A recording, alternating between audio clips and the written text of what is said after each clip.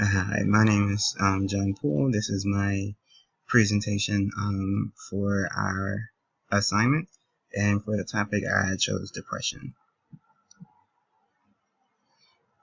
Before going forward, I know that we are colleagues of a certain caliber, and it could be assumed that everyone here is aware of what depression is. However, in an effort to put some kind of ramifications onto the definition of it, just for this specific patient, I used the definition of a mental disorder characterized by a pervasive and persistent low or down mood.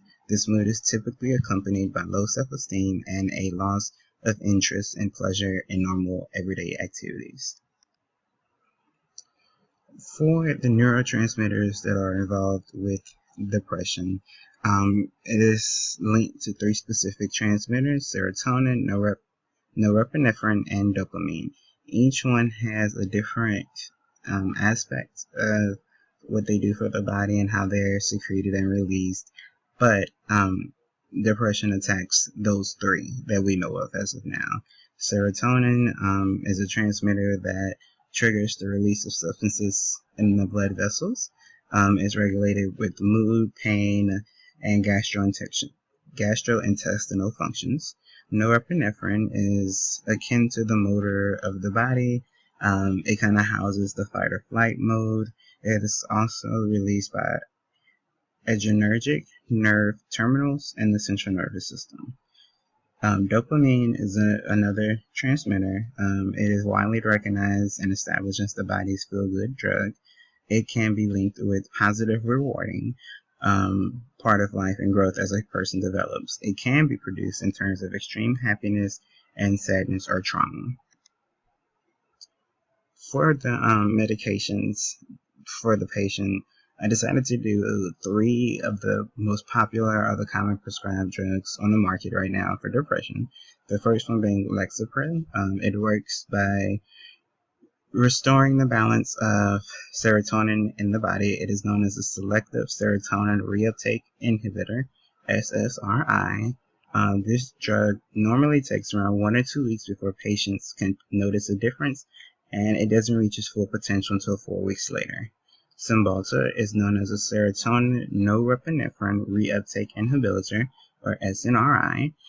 It works by regulating the levels of both serotonin and norepinephrine in the body. It works relatively faster than the other drugs listed, with most patients or doctors noticing changes in as little as 5 days. Zoloft is another SSRI like Lexapro, and it works by the same mechanisms. The drug typically takes about 3 weeks for changes to be noticed.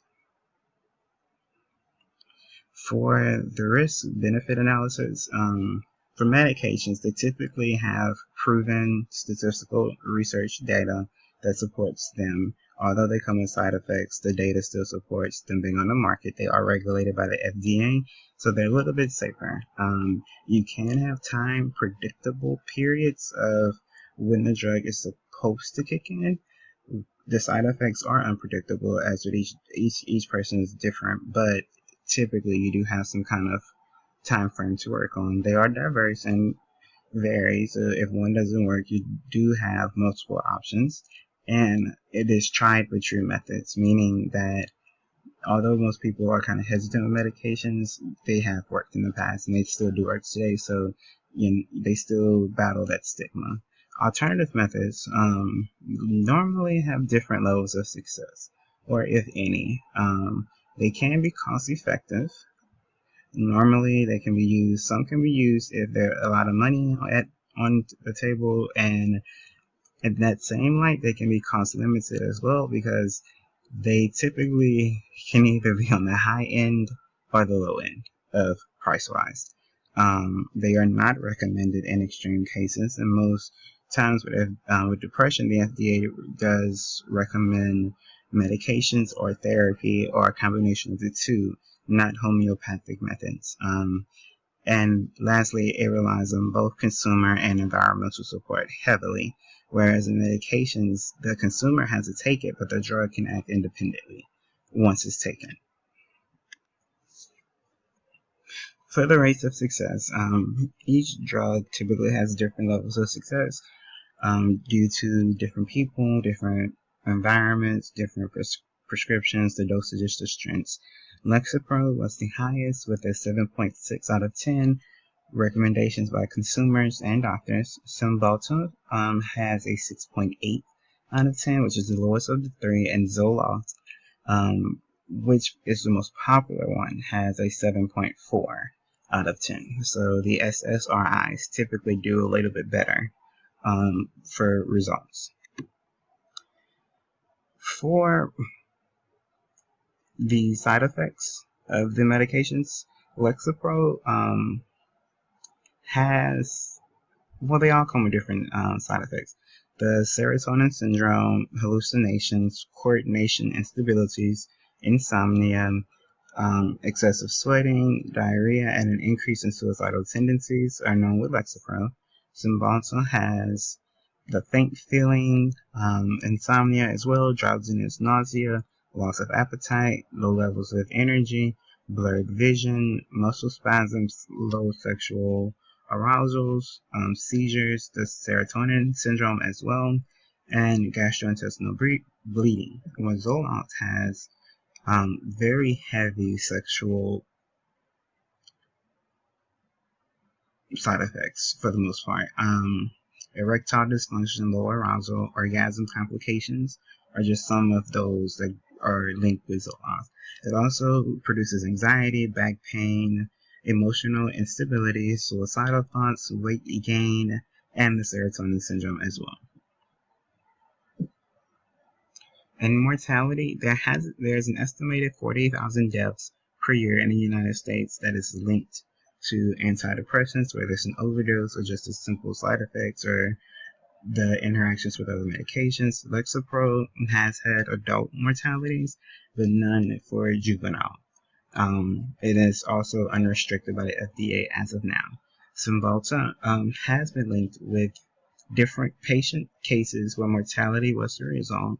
There were 5 high-profile cases for the most part, in which 2 were minors. And it has been linked with birth defects. Zoloft, like Lexapro, has not had any major cases where mortality was the outcome outside of the testing period regulated by the FDA, but the FDA is currently holding an investigation to see if a restriction is necessary due to the addictive properties of Zoloft and Lexapro.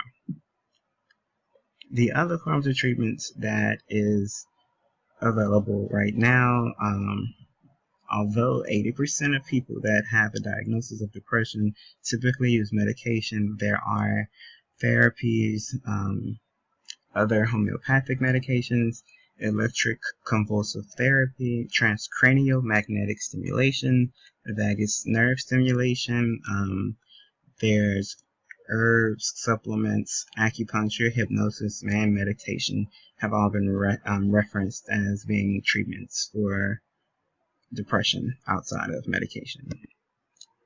And these are just my references. It is with the knowledge presented and the research provided that the patient would take Lexapro at a medium dosage, and then with observations being placed onto the patient from there. And after the first couple of weeks, after it has had time to kind of get involved with the body chemistry to see how well it is doing and if any adjustments is necessary.